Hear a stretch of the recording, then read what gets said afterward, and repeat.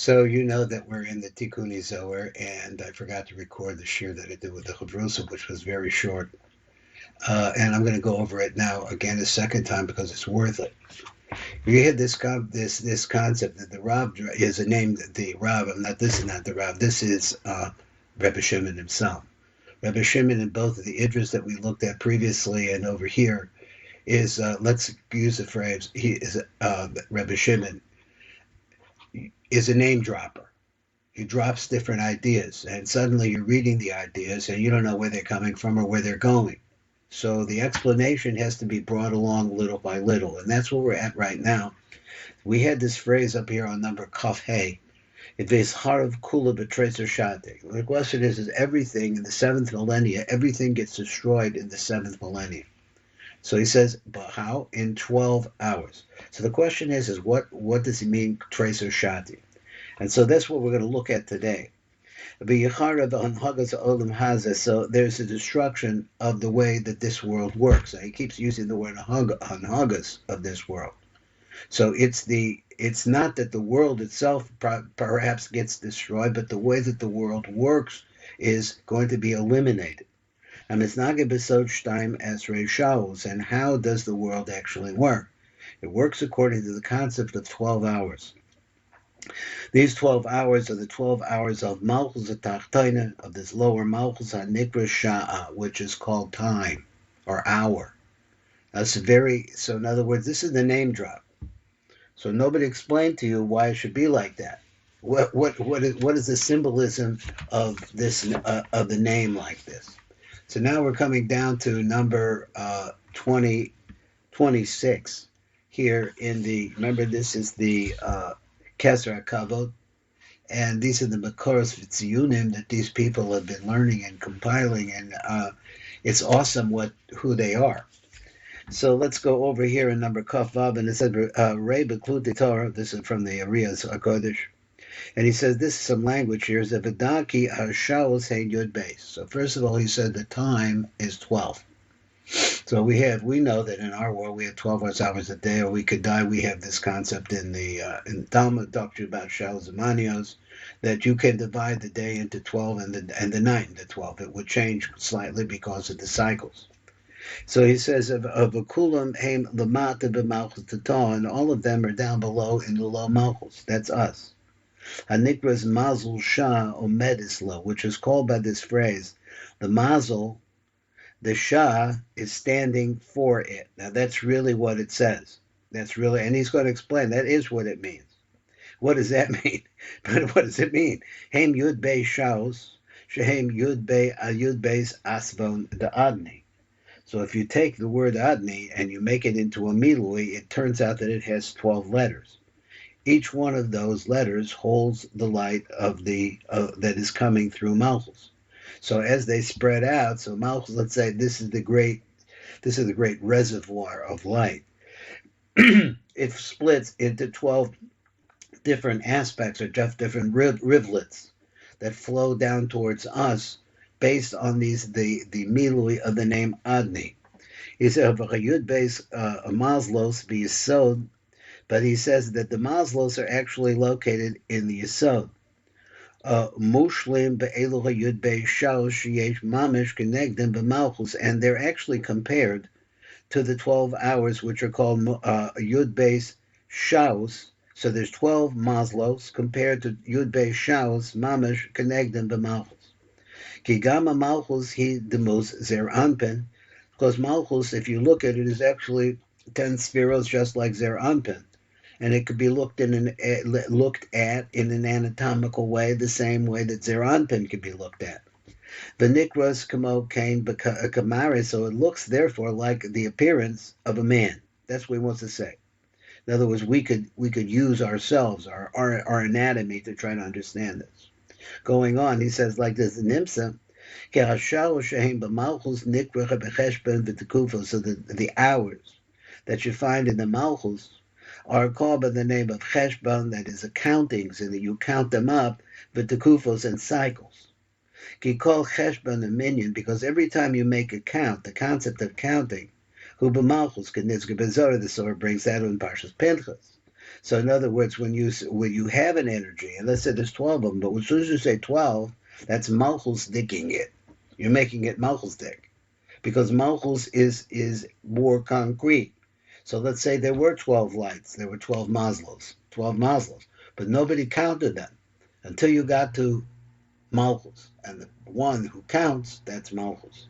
So Maslow's Atman Einem Elabiyasod. But understand that the light itself, the Maslows, which is this tremendous energy that's in Malchus, is only in the Yesod of Zeranpin.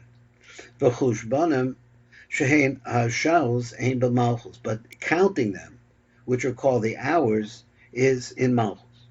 Being to dakdecha the timsa. So if you look at this really carefully, you're going to find this out. Yud base Maslow should be Yesod. The 12 Maslows that are in the Yesod. Heim Nikra Yud Beis Shaos Zayon, they're called the 12 hours of the day. That's when they're in the Yesod. Yud Beis Shaos Shekanegda, but then the 12 hours that correspond to them, but Malchus, Heim Nikra Yud Beis Shaos Alayla. Why? Because daytime is Zeranpin, that's the sun, and the nighttime, which is the Yareach, or it's the moon, the different words for moon. He said, they are at Malchus, which is darker, lives off of a radiance that comes from the sun.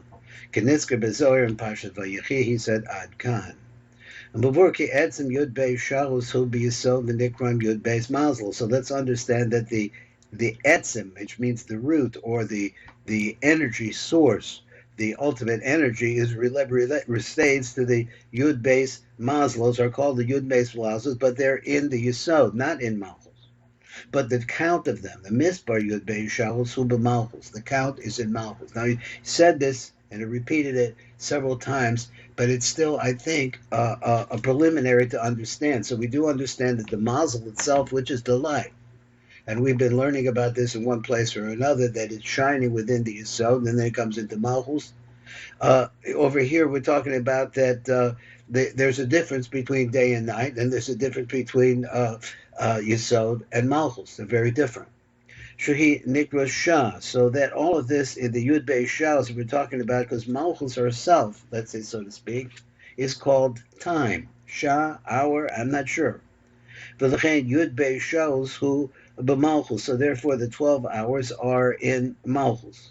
That is the actual counting of them. So you find 12, there's let's say there's 12 energies up above, but you wouldn't see them necessarily as a count until they came to Malchus. V'shor shadavar hu b'tikuni zohar. So that this is really over there in the Tikuni Zohar. V'zel Shona, now he's going to quote the Tikuni Zohar. So he said, the trin aser mazlos memanan al trin aser shatin. So the 12 maslos are counted in the 12 hours. So this accounts a concept. You have the idea of the energy and the idea of the count of the energy are two different things. One refers to malchus, that's the count, and the other one refers to zeranpin, or the yesod of zeranpin, which is the energy. So according to this, then the Zohar Chai explains. He says, "V'yischarev kula b'treiser shasi." Now, what does that mean? All of it at 12 hours, right, is destroyed. The Yotze comes out like this: V'da ki hashalos heim yud beis. The times are 12. They're 12 hours. V'heim b'malchus t'tor mazel shah. So it's in this malchus t'tor, which is called the mazel shah. So we don't have any doubt. They want to say that where you find the count of 12 is going to be in Malchus. Besod Yud Beis shows Ikarim b'Malchus. So you want to know the secret of the 12 hours, that's in Malchus. Now it's still playing with this idea that, okay, if you say that Malchus is called Shah, fine. You want to say it's called the 12 hours, fine. You want to compare it to Adni and Amilui, that's fine. This is really what our subject is. He says, "V'chol a bit of a churban which takes place in the 7th millennia, hazel choya b'treiser shasi." The malchus is in the 12 hours of malchus. Ki yakzar malchus a rosh erik arich. It'll go up to the top of arich, up on top of arich, to the place which is called the reish of the lo isya das elyon, to the upper das. That is the das, in the most penimistic place it could possibly be. up in the head of, which was manifest in the head of Eric Anpin, but it's come from Atik Yamin. Asher Kol Tov, where in this place everything is good. This is where Malchus is going to go. Or Meir or Shevas Yamin, and it shines the light of the 7 days. V'yizbadlo hanhagas olam hazeh, it will cause a nullification of the way that this world works. Hamisnaged b'mazel shah omedislo, and let's go over this phrase here, that really works like this. The mazel, the shah is there, which is the malchus. The mazel is zeran, is the yisod, and malchus represents the shah. Omedislo is standing there waiting for it. Shal malchus atachton. This is the situation in malchus down here. But when the phrase that all the appearance of this world is going to be nullified, it's going to disappear. What it means is that the fact that everything, this is my interpretation as what I can understand of it, is that the concept of time will be eliminated. That is, the Yud Bei Shaos that we understand, whether they're daytime or they're nighttime, and how it is, that those two sets of opposites are going to disappear. V'zman shalan hagas olam hazeh. So let's read the words of Yizbada v'yischar of Elohan hagas Yud Bei Shaos. We destroy them, and v'zman, and also the time of the way on hagas olam hazeh, that the way this world works. I mean, you got to be at work at 8 o'clock in the morning, at 9 o'clock. You got to work at night. You have to get enough sleep. All of this has to do with time. So he said, "V'yi shaos v'zemanim b'das atika v'rachmei atik da'ate." Where will the time go? The time will go to Atika, which is Eric Anpin, Rachmei da'atik, who represents the love of Atik. Adkan. Ba'in sham od ba'orech. There's more detail on that. Re od b'zoher chai. So look over there. Sham l'cholon. We're going to see it soon, or somewhere later down the line here. In the future, the appearance of this world will disappear. Hanhagas Yud Bei Shaos, that everything will work by the hourly system, the 12 hours, the Malchus HaTachtonim. Why will that disappear? He said, Ki ma'alas Malchus Yis'ala ad Reisha Lo Isida, because the quality, the real energy inside of Malchus is going to go up. It's going to leave this time-bound situation, and it's going to be in the place of the Reisha Lo Isya, the unknowable head. V'sham yishtanach hazman v'chashaos, and then you're going to see what happens there. And this is really the pshat. You're going to see that the time is really going to change. According to that is the ratzon of our Creator Yisbarach. Ad kan. We're going to have more on this, he said. And that particular phrase is the nullification, the elimination of the appearance of this world. And he's saying that everything in this world, this is what he's saying over here, is bound by time. He said, and this will be the secret, that when the Torah talks about Churban, destruction, Tohu Vo, the Elef Hashvi, that's going to take place in the 7th millennia, Ein Sham V'Rei Od B'Urim B'Inyan Ad B'Tracer Shasi, but it's B'Urim, so there's going to be more of that, and we'll get a better idea. But now, it seems like he has told us that the concept that dominates and works this world is the concept of time.